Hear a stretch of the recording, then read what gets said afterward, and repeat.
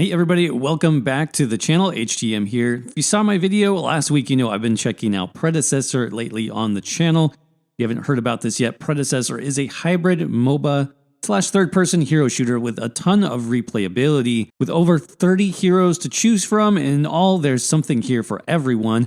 It's also the only MOBA currently using Unreal Engine 5, so the look and feel of this game has been great, and it's free to play right now with cross-platform functionality, so you can easily matchmake and play with friends on PC, PlayStation, or Xbox. But since there are so many heroes to choose from in this game, I decided to test every single one over the past few weeks to see what I liked best, and to help you get started, I've picked out my favorite heroes to share with you in this video, including their ideal role and how to play each one. Thanks again to Predecessor for sponsoring this video, and make sure to click on the link down below to get started for yourself. But since I was new to Predecessor and fairly new to the genre in general, I decided to start with a support build, and while there are several support-style heroes to choose from, I ultimately decided on using Decker when I was playing a support position. Now this hero is going to be a great addition to any team, and also a pretty safe bet I think for beginners here, because you'll be primarily fighting from range on the outskirts of combat.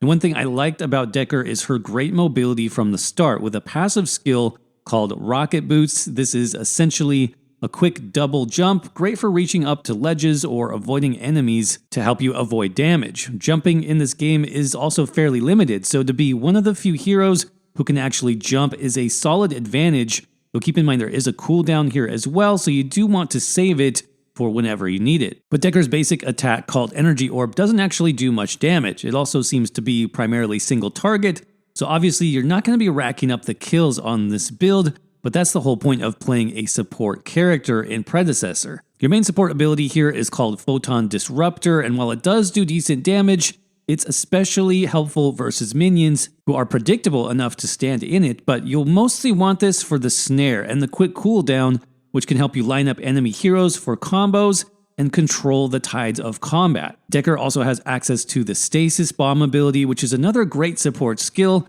that stuns enemies in the surrounding area and actually stuns for longer based on how far you throw it. So good aiming and timing are actually going to be rewarded here. But my favorite ability for Decker is most definitely Containment Fence. This deploys a circular energy fence on the ground, trapping enemies inside for a short duration. This is going to be perfect for team battles to help you control the flow of combat, and it's especially good to protect from enemy rushes by melee-focused characters who can do some serious damage in this game if you let them get too close. So you simply lay down your field to block them from progressing, or even better, if you time it just right, you can trap enemy heroes inside while your allies rain down their ultimates. So again, Decker is an example of a great support character, and will be an awesome choice if you're just getting started in this game and learning the ropes. But what if you prefer to focus on range DPS to actually get some kills in Predecessor? If that's the playstyle you prefer, then my next hero recommendation is definitely Twin Blast. So Twin Blast is basically the ultimate gunslinger hero in this game, and is super easy to get started with. So if you're looking for that ranged gun-toting playstyle and want to start racking up the kills, this is definitely going to be a great choice for you. So obviously Twin Blast has got the dual pistols, which he's named after for his basic attacks, but these actually do a bit of splash damage as well, which is going to be great for finishing off groups of minions even faster if, for example, you're rushing to take down a tower by yourself. But your main damage skill, called Vaporize, fires off 2 superheated projectiles out in front of you for massive cleave damage, with a very fast cooldown, by the way, and a relatively low cost compared to other hero abilities. The Vortex Grenade is also another great secondary attack that hits in a large AoE radius and can slow enemies, but his ultimate skill is definitely one of my favorites in the game, where your pistols turn fully automatic and tear enemies to shreds, which will more often than not make powerful enemy heroes turn around and run the other way rather than facing your onslaught of bullets. But keep in mind that Twin Blast is essentially a glass cannon build, so you'll need to be strategic about your spacing. Don't rush into combat on this character, especially against a powerful melee hero, and you'll want to wait for the right time to attack and be strategic. So try to catch your enemies when they're looking the other way and not paying attention, so you can fully maximize the potential of your range DPS. And if you get in trouble, make sure to use the Rocket Dash skill to create some space and bide your time until the next opportunity arises. But so far we've looked at a few examples of easy ranged heroes to start with in Predecessor, but what if you prefer a more in-your-face approach to combat? Well, in that case, I definitely recommend Greystone, who I highlighted in my previous video. Greystone is actually one of the most balanced heroes I've found in this game. Great for off-lane combat and venturing out on your own, but also a really good option for larger fights due to his survival-focused ultimate and his ability to dish out massive AoE damage with the whirlwind-like skill. But because your basic attacks do have a pretty large cleave range, it's really easy to shred minions and level up quickly on this hero. Make sure you combine your basic attacks though with the Make Way skill. This is that whirlwind ability I mentioned earlier, and this thing absolutely shreds once you fully upgrade it, so I would definitely recommend you focus on this skill first. Make Way combined with your basic attacks is excellent for damage, and most heroes won't be able to avoid it since it does damage in a 360-degree AoE radius.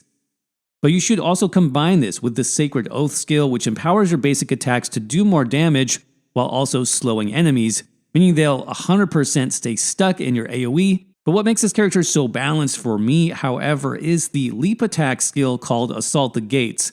I believe this is one of the longest gap closer style skills in the game right now, so the fact that you are an AoE focused melee build is actually not a disadvantage at all when you use this skill to leap over enemy troops straight into the thick of things. Of course, you can also use it defensively, so if you're about to get rushed by 2 or more enemy heroes, you can use this quickly leap in the opposite direction to regroup or get more support before you return to battle. And make sure not to sleep on Greystone's ultimate ability called Stoneforged Soul, which is one of the few self-healing skills in the game that I've found, letting you stay in the thick of combat and restoring more health based on how much you have missing, but then also leaping into the air and crashing down to deal huge damage, which is amazing to see. But another favorite character of mine has to be the brutal melee monster called Grux, swinging 2 massive axes made from steel and bone. This guy is a beast on the battlefield and really feels unstoppable once you learn the entire moveset, which has some amazing synergies.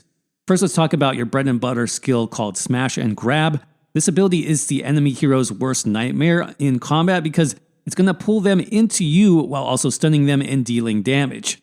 The pull itself also has quite a long range and it's cleave based, meaning the farther the enemy is from you up to a point, it actually makes it easier for them to get pulled, and it also pulls all enemies inside the area, not just one. But this is just the starting skill of your basic combo. So after pulling in anyone and everything, you can then hit them with your next ability called Double Pain, which crosses both axes in front of you, dealing massive damage. Of course, you should be doing basic attacks throughout all of this, as these do significant damage on their own, and can actually apply a bleed due to the Bloodlust passive. So even if an enemy retreats, they can still die from you if their health is low enough at the start. But you may be asking, what if an enemy is just outside your pull range? Well, that is where the awesome skill called Crush comes into play. Now, this is Grux's version of a gap closer where he rushes forward, colliding with everything in his path, flinging enemies up into the air and stunning them. So you can use this very effectively to get into combat when your enemies least expect it. Of course, combining this with his ultimate skill called Warlord's Challenge is super effective, since this also stuns enemies and then increases his rate of attack. But I'm sure you can see by now that these heroes are just a sample of the different playstyles available in Predecessor, so there's definitely something here for everyone, and I encourage you to experiment just like I did and see what's the best build for you. If you've been playing Predecessor and found something better, make sure to let us know down in the comments below. But until then, thanks again for watching, and I will see you around in the next video.